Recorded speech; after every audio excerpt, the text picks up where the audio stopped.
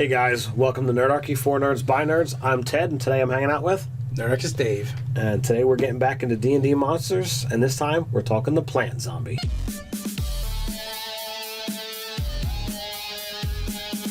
Jump down the description below where you can find Nerdarchy, the newsletter, learn how to game with us, as well as gain RPG tips. All right, so the plant monster. Do you know where in the monster manual that is? Well, plant zombie. Sorry, plant zombies. Sorry. Well, I looked all through this book and I cannot find it anywhere. So what do we do?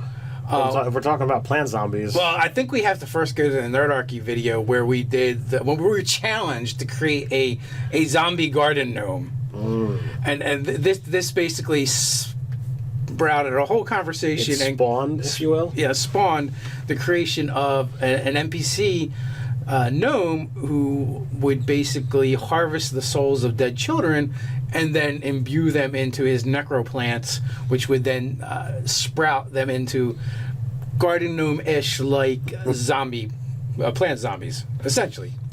So we kind of did like a mashup between Plants versus Zombies and Children of the Corn. Yeah, so definitely some creepy elements. Put a little bit of this.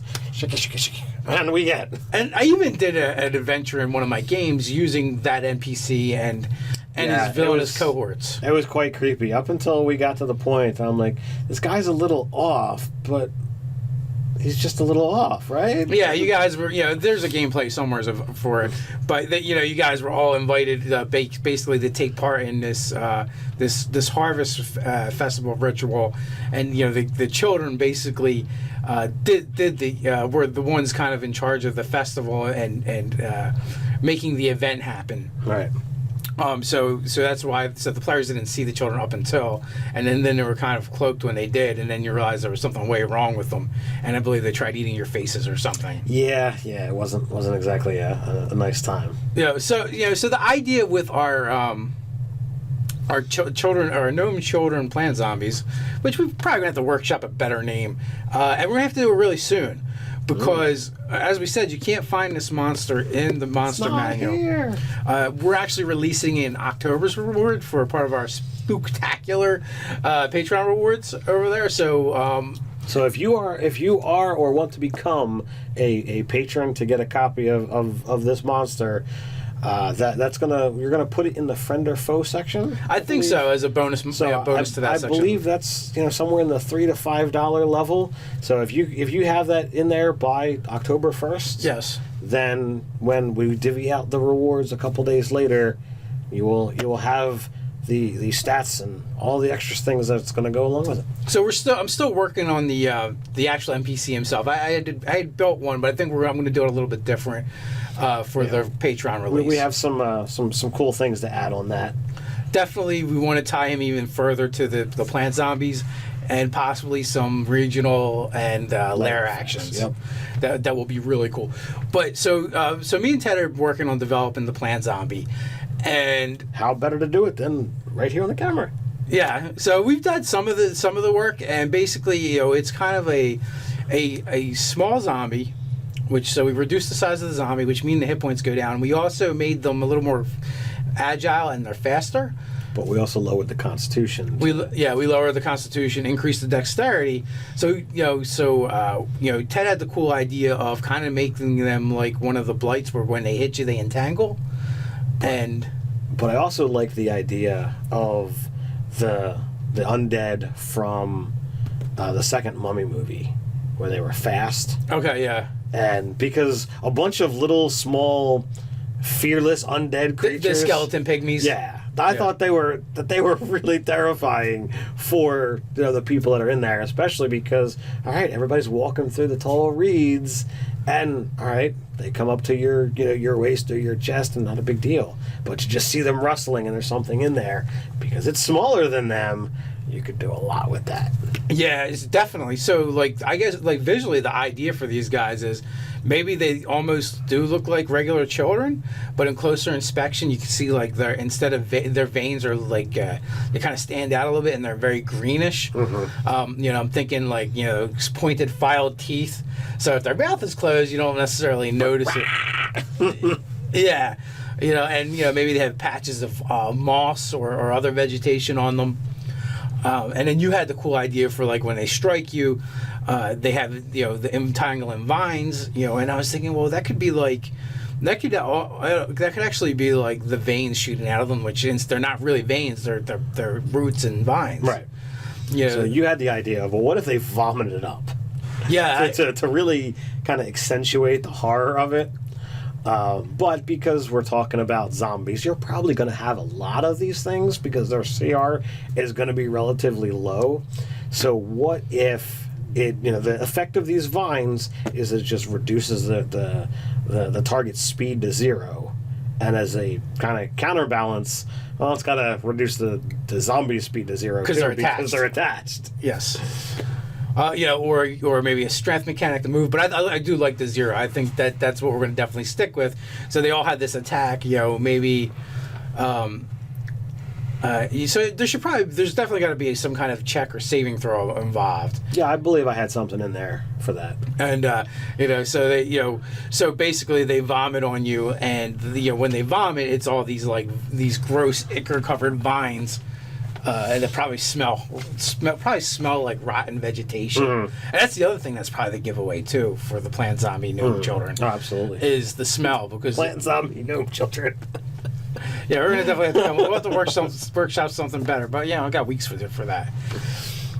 So that's the idea, and then the other idea is like because they're the gnome souls have been harvested. When you encounter the main NPC, is the idea that every round as like either a lair action or a legendary action, one of the things that triggers is for a plant to spit these things out. So, right. So we'll have these weird plants that are like almost like I almost see them as like almost pod people. Yeah, very much like pod people. But I was thinking like peas, like right. pea pods, right? But only much larger and creepier looking. I would say like it would have to be like a sickly green. Yes, maybe glows faintly. With the souls of the damned. And so, all right. So the next question I had, of the workshopping, I was thinking like, if we wanted to increase the CR on these guys because they move so quickly, because they offer a couple things, we could have them be really weak, but seriously pack a punch. What if they, their strength isn't going to get any higher, but what if they did necrotic damage on top of whatever they hit with? Well, necrotic damage, or possibly like it would be necrotic no matter how we flavor it, but like where maybe like they sap the energy or moisture from their victims. That'd be cool. Maybe their little claw like fingers are actually tipped with thorns. And they actually try to extract. Yes. So those thorns are kind of like almost like hypodermic needles or whatever. So they totally Freddy Krueger you. All right. What if like, there's no mechanic in 5th edition for your soul, but what if the actual nature of the creature is like they kind of understand and they actually want to be alive, and if what if they have the mentality to they hunger for more of a soul, so they actually try to bleed your soul out because they think it's going to bring them back to life. So like you could actually maybe increase some of the mentals and actually have them communicate. So you could really creep people out by having them have conversations while they're trying to. Oh yeah, yeah. That would be way better because one, they're going to be like childlike in their speech right. patterns and what they talk about. And in the little gnome kid voice, there's like "feed me," why do you want me to starve? Things like that. They're going to plead, yes. and that's going to really affect the heartstrings, especially if you have people that are very, very very much in that lawful good, parental type situation. Well, I also see like when you see them at a distance and they're kind of like creeping up on you, and maybe their nature isn't discernible right away, and like they're calling you mommy or daddy, and they're like, it sounds like a pleading child. Right. Feed me, I'm hungry. it hurts so bad, you know, owie, you know, things like that, that a child would say, you know, to kind of like draw the players in closer. And then, like, you know, they all convert, you know. So yeah, you could definitely have some fun with that and really creep out your players. And then we're talking about the spooktacular and how better than, you know, having creepy death children that want to devour your soul. Yes, I definitely like it. So yeah, I'm not totally sold on whether it's they eat the soul or feed the soul, but you know, the hunger. The hunger is there, and I also see them, you know, and I'm like, well, maybe I feel like maybe they're a little hateful and spiteful towards the living as well, you know, because their souls have been shackled and enslaved to really a perversion of what they were, because for the most part, the zombie child itself isn't made up of a child. It's the spirit that's been imbued into into this necro plant. Right. So I'm probably going to have to come up with something about the necro plant as well.